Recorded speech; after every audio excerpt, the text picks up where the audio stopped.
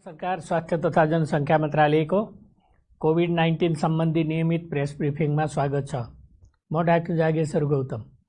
हामी हरेक दिन जस्तै आज पनि नेपालमा कोभिड-19 को राष्ट्रिय अद्यावधिक विवरण नेशनल अपडेटका साथ उपस्थित भएका छौँ। आज हामीले औषधि व्यवस्था विभागका महानिर्देशक नारायण प्रसाद ढकाल र स्वास्थ्य सेवा विभाग परिवार कल्याण महाशाखाका वरिष्ठ जनस्वास्थ्य अधिकृत निशा जोशीलाई निम्त्याएका छौँ। हामीलाई साङ्केतिक भाषामा दिनेश श्रेष्ठले साथ दिइरहनु भएको छ। विश्वमा आजसम्मको तथ्याङ्क हेर्दा 3,24,33,016 जना व्यक्तिहरू कोभिड-19बाट सङ्क्रमित हुनुभएको छ भने निको हुनेको सङ्ख्या 2,39,40,903 रहेको छ। आज देशभरि जम्मा सक्रिय सङ्क्रमितहरूको सङ्ख्या 18,289, संस्थागत आइसोलेसनमा रहनुभएका व्यक्तिहरूको सङ्ख्या 8,237, प्रदेश अनुसार प्रदेश 1 मा 143, प्रदेश 2 मा 1,168, बागमती प्रदेशमा 5,150, गण्डकी प्रदेशमा 631, प्रदेश 5 मा 426, कर्णाली प्रदेशमा 284 र सुदूरपश्चिम प्रदेशमा 435 जना हुनुहुन्छ। यसैगरी होम आइसोलेसनमा रहनुभएका व्यक्तिहरूको सङ्ख्या प्रदेश 1 मा 1,438, प्रदेश 2 मा 537, बागमती प्रदेशमा 5,593, गण्डकी प्रदेशमा 360, प्रदेश 5 मा 1,698, कर्णाली प्रदेशमा 227 र सुदूरपश्चिम प्रदेशमा 179 जना गरी जम्मा 10,052 हुनुहुन्छ। नेपालमा आजको पिसिआर 12,262 गरी जम्मा 9,68,185 परीक्षण भएको छ। गत 24 घण्टामा नयाँ सङ्क्रमितको सङ्ख्या 1,313 छ। क्वारेन्टाइनमा रहनुभएका व्यक्तिहरूको सङ्ख्या 6,464 रहेको छ। प्रदेश अनुसार प्रदेश 1 मा 752, प्रदेश 2 मा 279, बागमती प्रदेशमा 569, गण्डकी प्रदेशमा 509, प्रदेश 5 मा 1,437, कर्णाली प्रदेशमा 649 र सुदूरपश्चिम प्रदेशमा 2,269। कोभिड-19बाट सङ्क्रमण मुक्त भई 24 घण्टामा डिस्चार्ज हुनुहुनेहरूको सङ्ख्या 1,455 छ।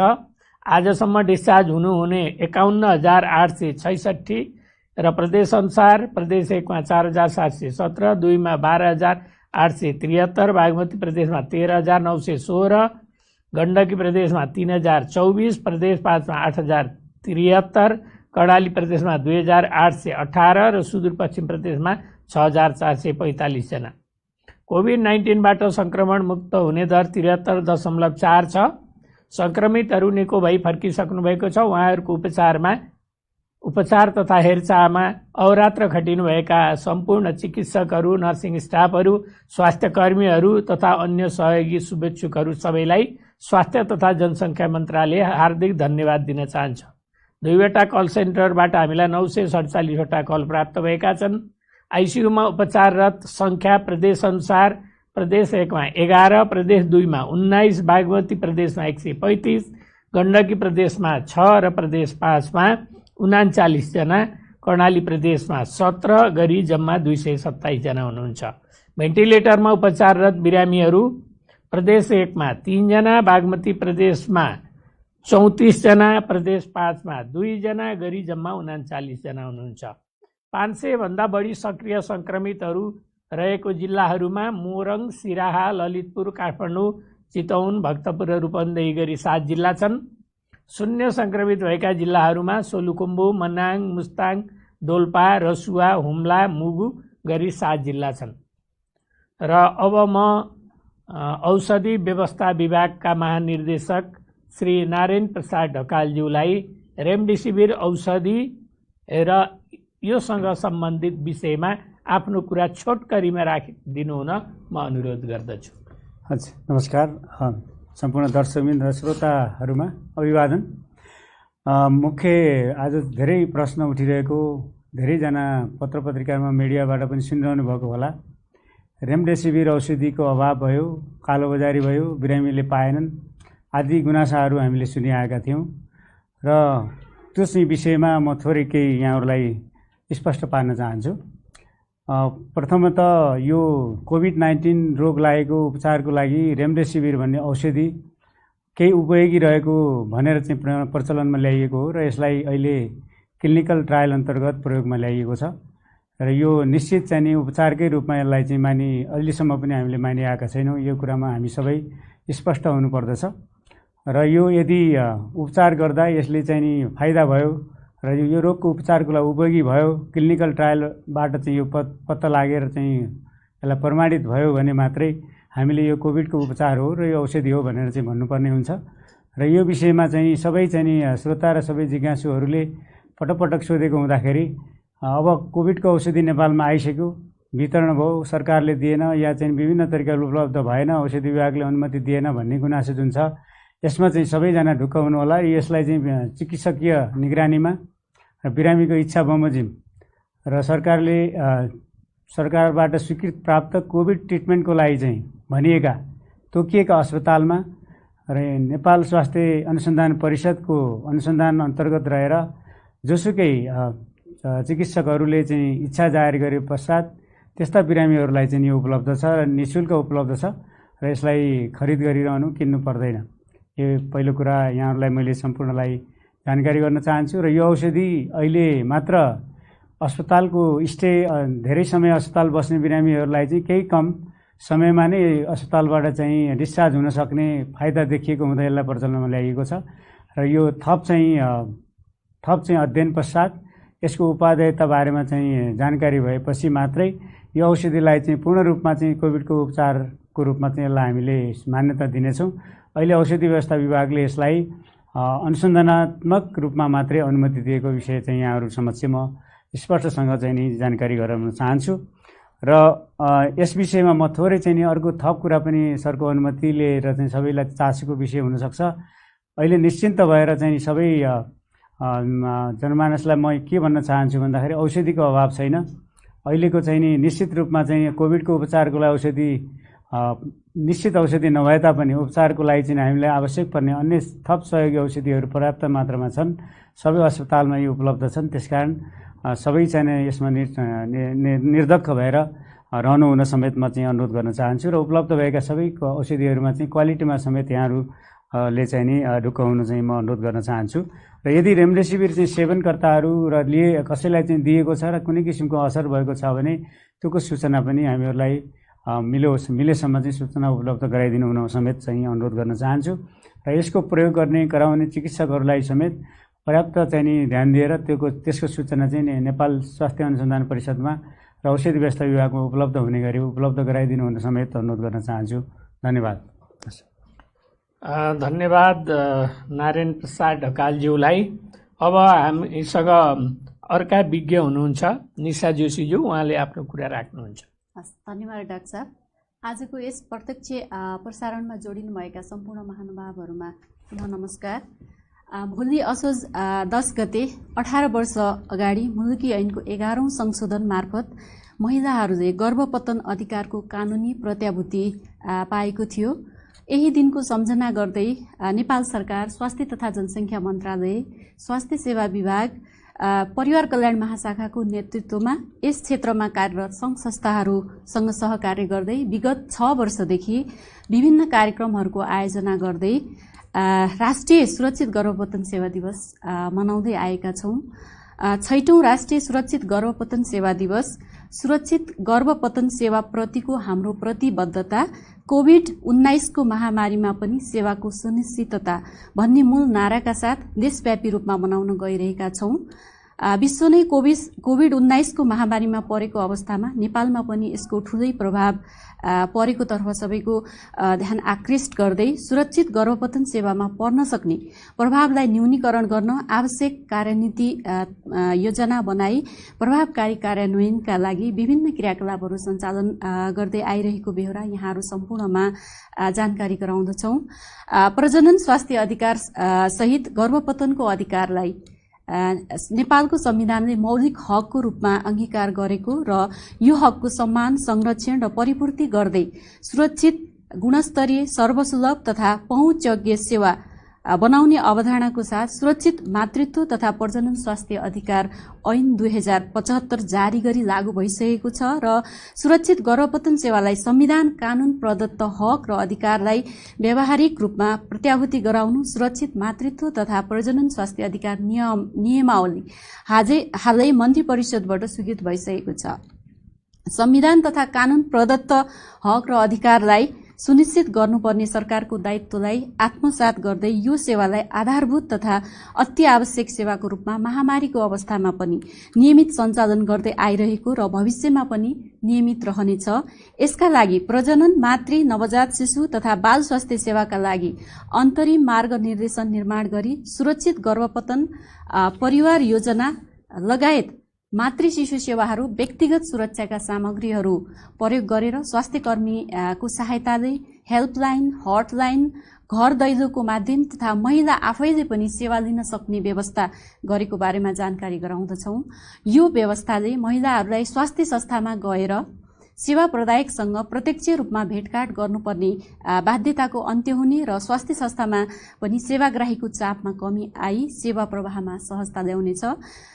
नेपालको हालको तथ्याङ्क अनुसार 4000 को हाराहारीमा चिकित्सक, नर्स तथा अनमीहरूलाई तालिम प्रदान गरी करिब 1500 स्वास्थ्य संस्थाहरूबाट यो सेवा सञ्चालन भइरहेको छ र यस्ता स्वास्थ्य संस्थाहरूबाट अहिलेसम्म 13 लाख भन्दा बढी महिलाहरूले सुरक्षित गर्भपतन सेवा लिएको पनि जानकारी गराउँदछौँ। हाल नेपाल सरकारले सबै सरकारी स्वास्थ्य संस्थाहरूबाट निशुल्क सुरक्षित गर्भपतन सेवा प्रदान गर्ने व्यवस्था गरी महिलाको मौलिक हकलाई सम्मान गरेको छ। निजी सार्वजनिक साझेदारी नीति अनुरूप सञ्चालन भइरहेको सुरक्षित गर्भपतन सेवा तथा कार्यक्रम विश्वमै सफल नमुना कार्यक्रम रहेको छ। नेपाल परिवार स्वास्थ्य सर्वेक्षणका अनुसार सन् 1996 मा नेपालमा मातृ मृत्युको अनुपात 539 प्रति 1 लाख जीवित जन्ममा रहेको थियो भने यो तथ्याङ्क सन् 2016 मा सम्पन्न जनसाङ्ख्यिक स्वास्थ्य सर्वेक्षणका अनुसार घटेर 239 प्रति 1 लाख जीवित जन्ममा पुगेको छ। मातृ मृत्यु दर घट्नुमा सुरक्षित गर्भपतन सेवाको भूमिका महत्त्वपूर्ण हुन्छ। अझै पनि असुरक्षित गर्भपतनसँग सम्बन्धित जटिलताका कारण धेरै महिलाहरूले ज्यान गुमाउनु परिरहेको छ। सुरक्षित गर्भपतन सेवाले महिलाको मौलिक हकलाई सुनिश्चित गर्नका अलावा नेपालमा हुने उच्च मातृ मृत्यु दर तथा गर्भपतनपछि हुने गम्भीर प्रकृतिका समस्याहरूमा उल्लेख्य कमी ल्याउन महत्त्वपूर्ण भूमिका खेलेको छ। गर्भपतनले कानूनी मान्यता पाएको 18 वर्ष बितिसक्दा पनि अहिले केवल 41% महिलाहरूलाई मात्रै यो सेवाले कानूनी मान्यता पाएको कुरा जानकारी छ र केवल 42% महिलाहरूले मात्रै यो सेवा उपभोग गरेको पाइन्छ। यो तथ्याङ्कहरूले अझै पनि यो क्षेत्रमा धेरै काम गर्नुपर्ने बाँकी छ भन्ने कुराहरू प्रष्ट गर्दछ र सुरक्षित गर्भपतन सेवालाई थप प्रभावकारी रूपमा सबैको लागि सर्वसुलभ तथा पहुँचयोग्य बनाउन ग्रामीण स्तरसम्म विस्तार गरी सेवा र कानूनी व्यवस्थाका बारेमा व्यापक जनचेतना जगाउनु हामी सबैको दायित्व हुन आउँछ। सुरक्षित गर्भपतन गर्नु कुनै अपराध होइन। प्रजनन स्वास्थ्य अधिकार सहित सुरक्षित गर्भपतन अधिकार महिलाको संविधान प्रदत्त मौलिक हक हो। सबैले यसको सम्मान, संरक्षण र परिपूर्ति गर्नुपर्ने दायित्व हुन्छ। त्यसैले महिलाले आत्मसम्मानपूर्वक गुणस्तरीय सर्वसुलभ तथा पहुँचयोग्य सुरक्षित गर्भपतन सेवा प्राप्त गर्न सक्ने वातावरणको निर्माण गरौं। यस वर्षको राष्ट्रिय सुरक्षित गर्भपतन सेवा दिवस सफल पार्न आफ्नो ठाउँबाट भूमिका निर्वाह गरौं। धेरै धेरै शुभकामना। नमस्कार। धन्यवाद निशा जोशीज्यूलाई। म जानकारी पनि राख्न चाहन्छु।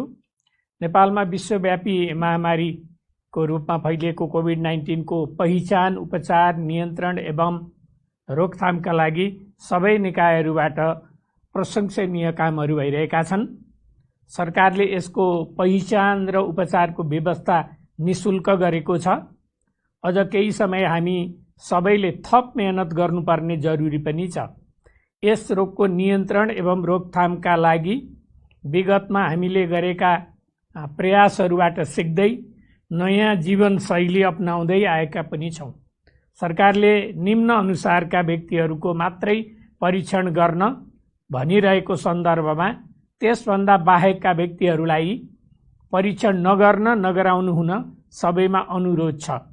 कोभिडको लक्षण भएका सबै व्यक्तिहरू जस्तै ज्वरो, सुक्खा खोकी, सास फेर्न गाह्रो हुने, स्वाद गन्ध थाहा नपाउने, पखाला लागेका व्यक्तिहरू, सङ्क्रमित व्यक्तिहरूको निकट सम्पर्कमा आएका व्यक्तिहरूको 5 दिनपछि अकस्मात श्वास प्रश्वासमा समस्या भएका व्यक्तिहरू, विदेशबाट फर्किएका र कम्तीमा 5 देखि 7 दिन क्वारेन्टिनमा बसेका व्यक्तिहरू, अग्रपङ्क्तिमा रहेर काम गर्नेहरू, आइसियुमा राख्नुपर्ने सबै व्यक्तिहरू, दीर्घरोगी, रोग प्रतिरोधात्मक क्षमता कम भएका व्यक्तिहरू र 60 वर्ष नागेका व्यक्तिहरू, चिकित्सकीय सल्लाह अनुसार शल्यक्रिया गर्नुपर्ने व्यक्तिहरू तर पिसिआर परीक्षण नतिजा नआएकै कारणले शल्यक्रिया रोक्न पाइने छैन। चिकित्सकीय सल्लाह अनुसार सिकिस्त बिरामीहरूको डिस्चार्ज गर्नका लागि आफ्नो खर्चमा कूटनैतिक नियोग वा भिसा प्रयोजनका लागि यति कामका लागि मात्र पिसिआर परीक्षण गर्न अनुरोध छ। र फेरि म भन्न चाहन्छु, कोभिड-19 को कुनै औषधि पत्ता लागेको छैन र कुनै पनि भ्याक्सिन पत्ता लागेको छैन र यसमा अहिले हामीले प्रयोग गर्ने औषधिहरू भनेका बिरामीको उपचार भन्दा पनि बिरामीका लक्षणको उपचारहरू हुन् र यो कुरा म जानकारी गराउन चाहे। समयकै भन्नुपर्छ, आज गर्भपतन सम्बन्धी सानो जानकारी दिनुभयो यहाँ र म आफू पनि त्यही क्षेत्रको मान्छे भएको हुनाले नेपालमा गर्भपतन सेवा पाउनुपर्छ, यो अधिकार हो भनेर लबिङ गर्ने डाक्टरहरू मध्ये म पनि एकजना थिएँ।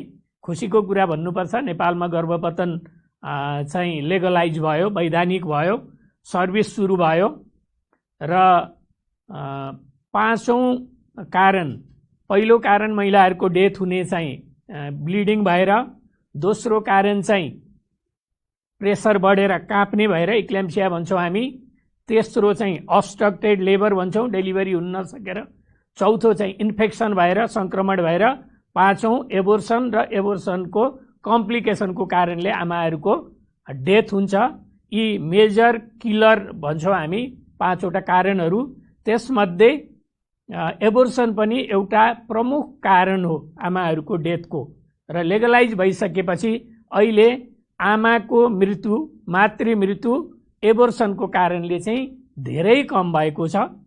अझ पनि उहाँले प्रश्न पार्नुभयो कि निकै ठुलो पर्सेन्टेजमा महिलाहरूको यो पहुँचमा पुग्न सकेको छैन। हामी सबै मिलेर सरकार, सरकारी, गैर सरकारी, प्राइभेट, निजी साझेदारी गर्दै हरेक दुर्गम ठाउँमा पनि अनिश्चित गर्भ कुनै पनि महिलाले चाहिँ बोक्नु नपरोस् भन्ने कामका लागि हामीहरू लागौँ, काम गरौँ। एक दिन अवश्य पनि हामी यो हाम्रो महान अभियानमा हामी सफल हुनेछौँ र मातृ मृत्यु दरलाई धेरै कम गर्न सक्नेछौँ। यति भन्दै आजको यो कोरोना सम्बन्धी कोभिड-19 को राष्ट्रिय अद्यावधिक विवरण, नेशनल अपडेट यही सकिन्छ। विज्ञहरूलाई पनि धन्यवाद दिँदै, अरू साथीहरूलाई पनि धन्यवाद दिँदै म यहाँबाट बिदा हुन्छु। धन्यवाद, नमस्कार।